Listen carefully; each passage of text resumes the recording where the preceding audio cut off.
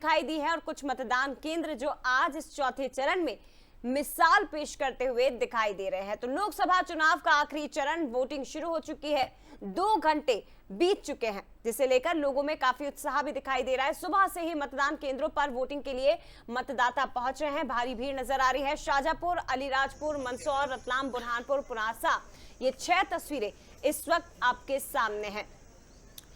और जहां पर लोग लंबी कतारों में वोट डालने के लिए पहुंचे हैं, सुबह से ही यहां पर लोगों की कतारें देखने को मिल रही है। हालांकि यहां पर मौसम अलग अलग तरीके से रिएक्ट कर रहा है, कहीं पर धूप देखने को मिल रही है तो कहीं पर तेज बारिश और आंधी के भी आसार जताए गए हैं। मौसम वैज्ञानिकों ने मध्य प्रदेश के कुछ इलाकों में येलो और ऑरेंज अलर्ट भी जारी किया है, लेकिन मौसम का कुछ खास असर यहां पर जनता में देखने को नहीं मिलता है। धार की तस्वीरें भी आपको दिखा रहे थे, जहां पर लंबी कतारें यहां पर लोगों की दिखाई दे रही थी।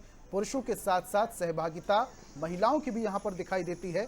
मंदसौर की तस्वीरें भी आपको दिखा रहे हैं, जहां पर पुरुषों के साथ साथ आधी आबादी में भी लंबी कतार देखने को मिल रही है और लोगों में वोटिंग को लेकर जागरूकता अच्छी खासी देखने को मिल रही है। और यह उम्मीद भी जताई जा रही है कि इस बार वोटिंग प्रतिशत पिछली बार के मुकाबले ज्यादा बेहतर होगा। ये 6 तस्वीरें आपकी टीवी स्क्रीन पर शाजापुर, अलीराजपुर, मंदसौर, रतलाम, बुरहानपुर और पुनासा की ये तस्वीर, जहां पर लोग सुबह से ही मतदान करने के लिए पहुंचे हैं। आज चौथे चरण का चुनाव, देश की 96 सीटों पर लोकसभा का चुनाव होगा। 10 राज्यों में चुनाव होने हैं, लेकिन मध्य प्रदेश की 8 सीटों पर चुनाव जारी है और यहां पर वोटिंग भी लगातार जारी है। और चलिए सीधे मेहमानों का रुख करते हैं। कांग्रेस से संगीता शर्मा जी हमारे साथ जुड़ी हैं और स्टूडियो में बीजेपी से मंजरी जैन जी हमारे साथ मौजूद हैं। दोनों का बहुत स्वागत।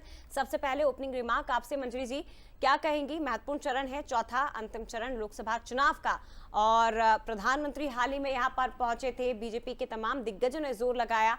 कितनी उम्मीद है इस चौथे चरण से और मतदान प्रतिशत को लेकर भी? देखिए, पिछला हम यदि मतदान प्रतिशत देखते हैं तो बहुत अच्छा रहा और मुझे लगता है कि अब ये चौथे चरण में जनता में और भारी उत्साह है। जैसे कि हम सुबह से देख रहे हैं, आपके स्क्रीन पर ही देख रहे हैं कि लंबी कतारें हैं, पुरुषों की है उतनी ही महिलाओं की है। तो निश्चित तौर पर ये लोकतंत्र का महापर्व है और लोगों में उत्साह होना चाहिए, तभी इस लोकतंत्र का जो है मकसद जो है वो पूरा होता है। तो मैं समझती हूँ कि और अच्छा मतदान प्रतिशत रहेगा। बाकी जो 3 हमारे चरण हुए हैं उनमें भी भारतीय जनता पार्टी को बहुत अच्छी बढ़त मिली है, क्योंकि मुझे लगता है कि जिस तरह नरेंद्र मोदी जी की योजनाएं रहीं, जिस तरह से नरेंद्र मोदी जी की नीतियां रहीं, उनसे जनता प्रभावित है और उनमें उत्साह है। हमारे कार्यकर्ताओं में भी काफ़ी उत्साह है। हर पोलिंग बूथ पर डटकर हमारा कार्यकर्ता खड़ा है और मतदान प्रतिशत को बढ़ाने का काम भी हमारा कार्यकर्ता भरपूर तरीके से कर रहा है। तो निश्चित तौर पर इसके अच्छे परिणाम हमको सामने देखने मिलेंगे और जनता का जो रुझान है वो भारतीय जनता पार्टी की तरफ है, मोदी जी की गारंटियों की तरफ है।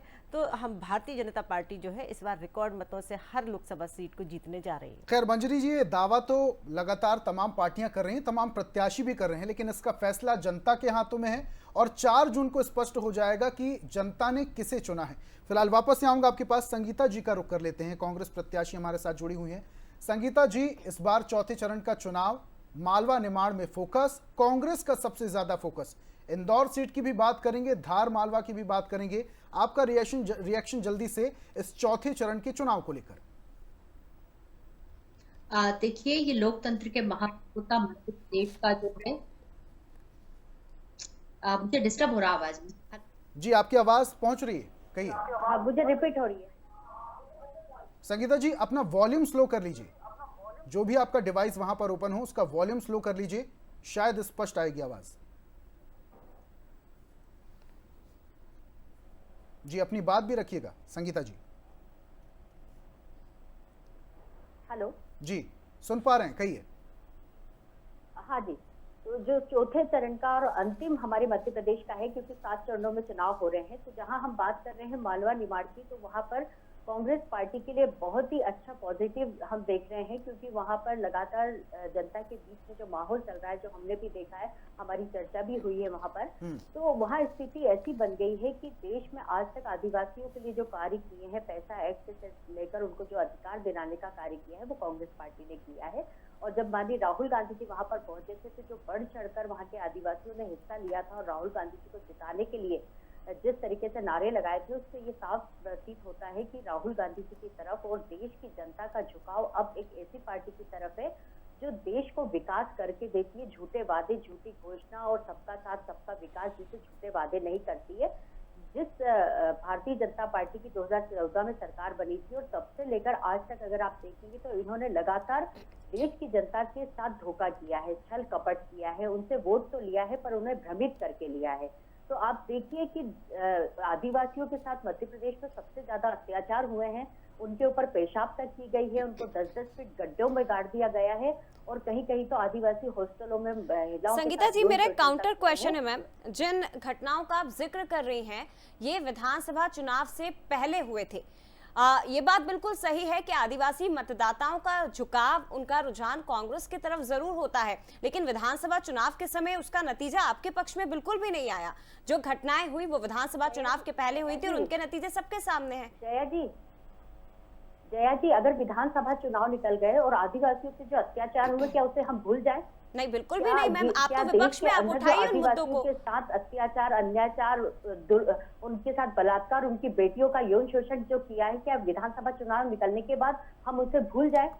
हम तो उनको हक दिलाना चाहते हैं, उन्हें न्याय दिलाना चाहते हैं, तो वो बात तो हम बोलेंगे।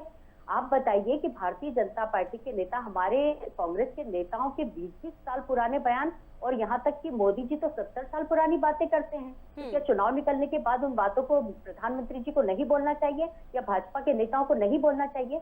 ये तो उनके साथ अन्याय होगा यदि हम उनकी बातों को याद नहीं करेंगे, यदि हम जनता तक उनकी बातों को नहीं पहुंचाएंगे।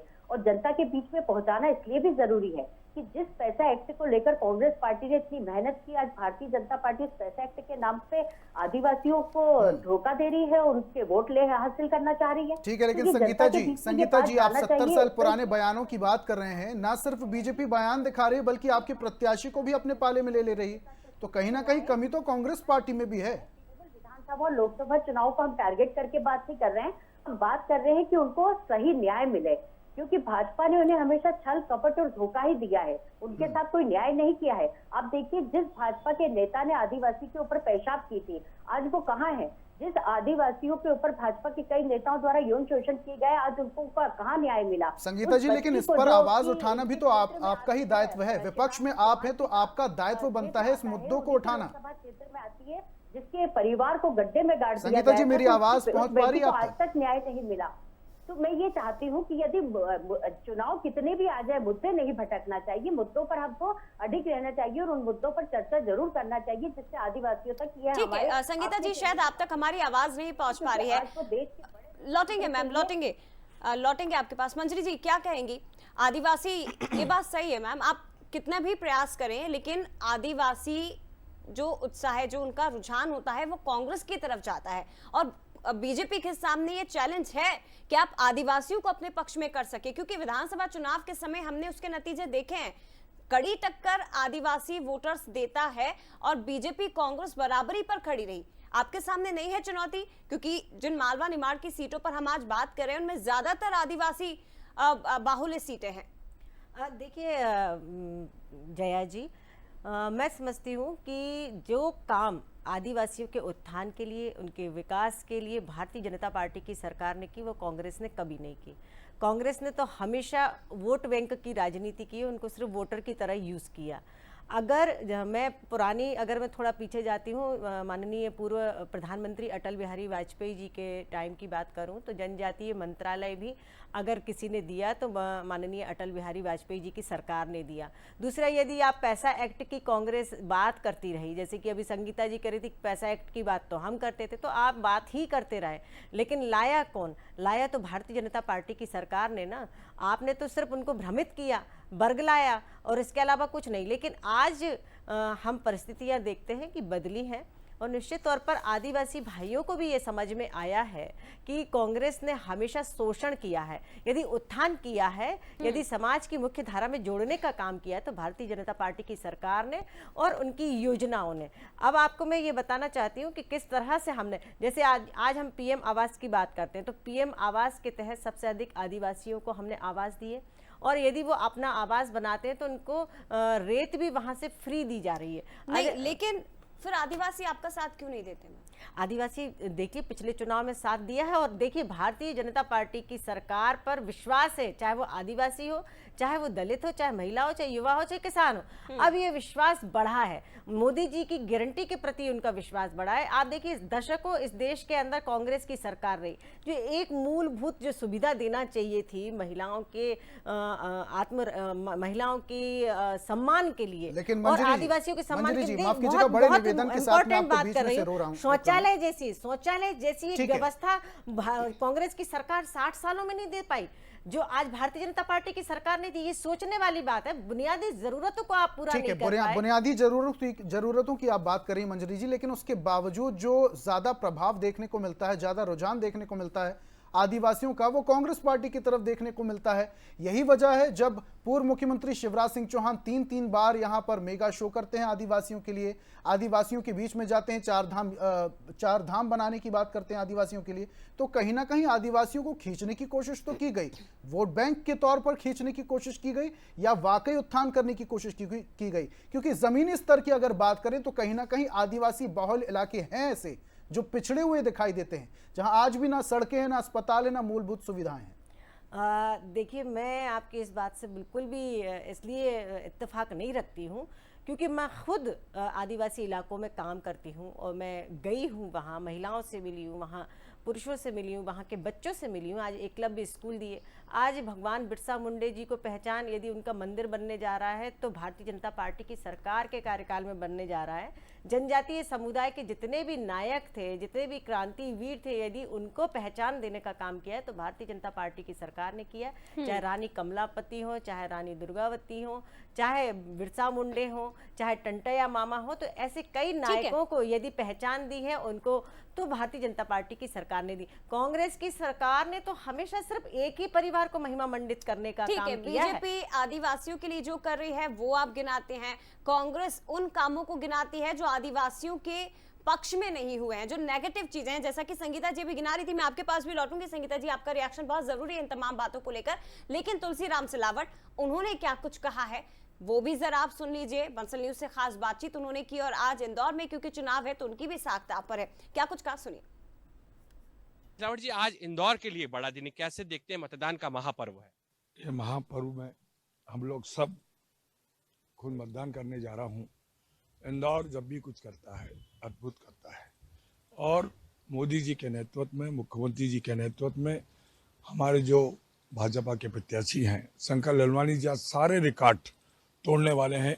इंदौर, मध्य प्रदेश और देश का मतदाता भाजपा के साथ है। भाजपा की जो हमारा शीर्ष नेतृत्व है, देश के प्रधानमंत्री नरेंद्र मोदी जी की गारंटी पर, उनके संकल्प पर विश्वास करते हैं। जी, एक चीज है, कांग्रेस लगातार इस पूरे चुनाव में नोटा का प्रचार करते हुए नजर आए, क्या कुछ टेंशन है? बीजेपी किस तरीके से इस चुनौती को मानती है? कोई चुनौती नहीं है, उनका सिक्का खोटा हो तो नोटा क्या करेगा? कोई टेंशन नहीं बीजेपी का आपको?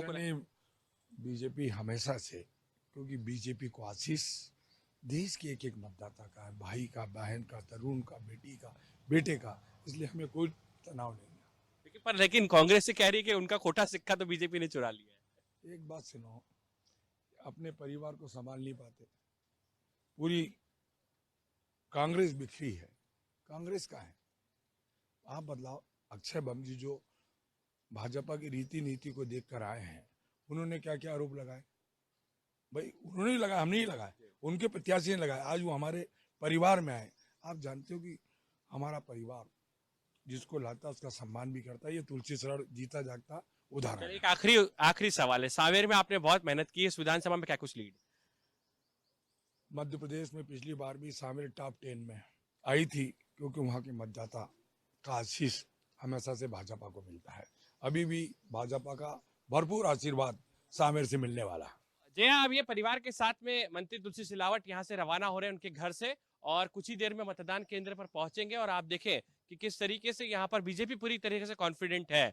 नोटा का जवाब भी यहाँ पर बीजेपी पूरी तरह से दे रही है, क्योंकि जिस तरीके से हम लोग देख रहे हैं कांग्रेस ने कैंपेनिंग की थी नोटा को लेकर, उसके जवाब में बीजेपी काउंटर पर भी उतरी है। हालांकि नोटा क्या कुछ कमाल करेगा और नोटा पर कितने वोट पड़ेंगे ये भी देखना दिलचस्प होगा। 5,47,000 क्या उसे पार कर पाएंगे? चुनौतियां बहुत सारी है, लेकिन देखिए जिस प्रकार से देश में काम चल रहा है, देश आगे बढ़ रहा है और ये चुनाव जीत हार का नहीं है, ये चुनाव आने वाली पीढ़ी को देश कैसा देके जाएंगे, इस राष्ट्र को आगे कैसे बढ़ाएंगे उसका चुनाव है।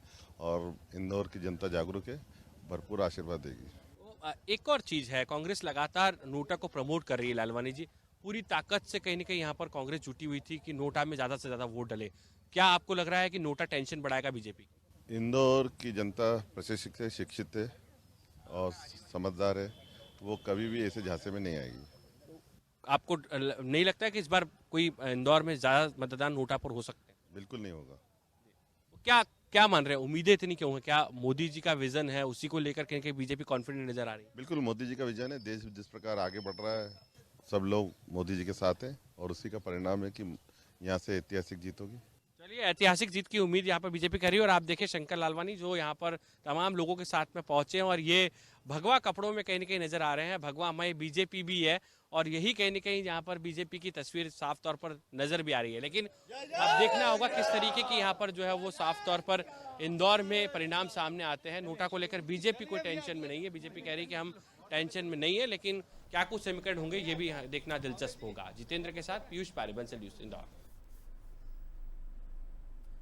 तो इंदौर से बीजेपी प्रत्याशी शंकर ललवानी को आप सुन रहे थे, जो तमाम सारी बातें भी कर रहे थे। लेकिन हमारे साथ चर्चा में हमारे मेहमान भी जुड़े हुए हैं। संगीता जी अपनी बात रख रही थी, लेकिन मंजरी जी पूरी बात आपने संगीता जी की सुनी और बड़ी गंभीरता से सुनी और आपके चेहरे में गंभीरता भी दिखाई दे रही थी, कुछ नोट डाउन भी कर रही थी। प्रतिक्रिया जल्दी से। देखिए, आदिवासियों के विषय में बात कर रही थी संगीता जी और कह रही थी कि भारतीय जनता पार्टी उनको प्रलोभन देती है। तो संगीता जी को स्मरण कराना चाहती हूँ कि ये काम तो कांग्रेस करती आई है। भारतीय जनता पार्टी की सरकार ने तो उनके उत्थान के लिए काम किया। आज उनकी शिक्षा की अगर मैं बात करूँ तो आज एकलव्य जैसे स्कूल दिए हैं, सीएम सनराइज जैसे स्कूल दिए हैं और वहाँ के जो परिवेश यदि आप जाके देखें तो स्वच्छ पानी देने का काम किया तो भारतीय जनता पार्टी ने किया है। नल की टोटी से आज उनके घर में जल पहुँचता है। आज उनको बिजली देने का काम किया तो भारतीय जनता पार्टी की सरकार ने किया है। यदि धुएं से निजात दिलाने का काम किया है तो भारतीय जनता पार्टी ने उज्ज्वला योजना के तहत किया है। तो ऐसी कई सारी, देखिए इसके पहले मैंने आपसे कहा था कि शौचालय जैसी, मैं हमेशा बोलती हूँ कि ये बहुत ही दुर्भाग्य था कि आप शौचालय जैसी 60 साल सरकार में रहने के बाद आप शुरू से सबसे ज्यादा इस देश के अंदर राज करने वाली जो सरकार रही कांग्रेस की रही, ये तमाम बातें आपने अभी थोड़ी देर पहले भी कही थी मैम। जिन सवालों को संगीता जी ने उठाया उन सवालों का जवाब भी बात ये है कि इन्होंने ये कहा कि साड़ी और चप्पल बांटने वाली जो बात कही थी, तो ये तो कांग्रेस की मानसिकता रही है और कांग्रेस की रीति नीति रही है कि आपने हमेशा, अभी देखिए 30 करोड़ रुपए पकड़ाए थे और कई जगह पिछले चुनाव में छिंदवाड़ा में देखिए आप पैसे पकड़ाए इनके कांग्रेस के नेता के यहाँ से। तो ये काम तो कांग्रेस की रीति नीति में शामिल रहा है। लेकिन आज भारतीय जनता पार्टी की सरकार है। आपने भ्रष्टाचार की बात की थी तो मैं आपको बता दूं कि आपका प्रथम परिवार जिसको आप महिमा मंडित करने की हमेशा कोशिश करते आए हैं, वो परिवार आज पूरा जमानत पर घूम रहा है। लेकिन संगीता जी ये भी कह रही थी कि प्रधानमंत्री बैठे रहते हैं, राष्ट्रपति खड़ी रहती कभी जेल में है। जी मंजरी जी, संगीता जी ये भी कह रही थी कि प्रधानमंत्री बैठे रहते हैं, राष्ट्रपति खड़ी रहती हैं, ये सम्मान है, सर्वोपरि प्रधानमंत्री हैं क्या? देखिए, जो खड़े होने की बात है तो उस समय उनका अडवाणी जी का सम्मान किया जा रहा था और राष्ट्रपति जी उनका सम्मान कर रहे थे, तो निश्चित तौर पर वो खड़े होके ही करेंगी, उनका प्रोटोकॉल में था वो। तो हर चीज के लिए आप नकारात्मकता के साथ पेश करेंगे और इसी नकारात्मकता के साथ आज कांग्रेस चल रही है, जिसके कारण आज वो रसातल की ओर है।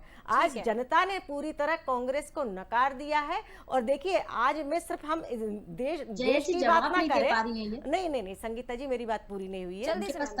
हम सिर्फ देश की बात नहीं करते, अगर हम विदेश नीति भी बात करते हैं तो आज 2014 से और आज हम 5वीं अर्थव्यवस्था की तरफ बन गए हैं और तीसरी अर्थव्यवस्था की तरफ बढ़ गए हैं। तो ये बहुत बड़ी बात है। आज देखिए, देश के अंदर हम आंतरिक और बाह्य सुरक्षा की यदि हम बात करते हैं तो आए दिन धमाकों की बात सुनते थे कांग्रेस की सरकार में। तमिलनाडु में, चेन्नई में, दिल्ली में, बम्बई में हर जगह धमाके होते थे। मैं लौटूंगी आपके पास, इस पर भी आप आगे बात करेंगे और संगीता जी तो तमाम सवाल उठा रहे हैं उस पर भी आगे चर्चा करेंगे।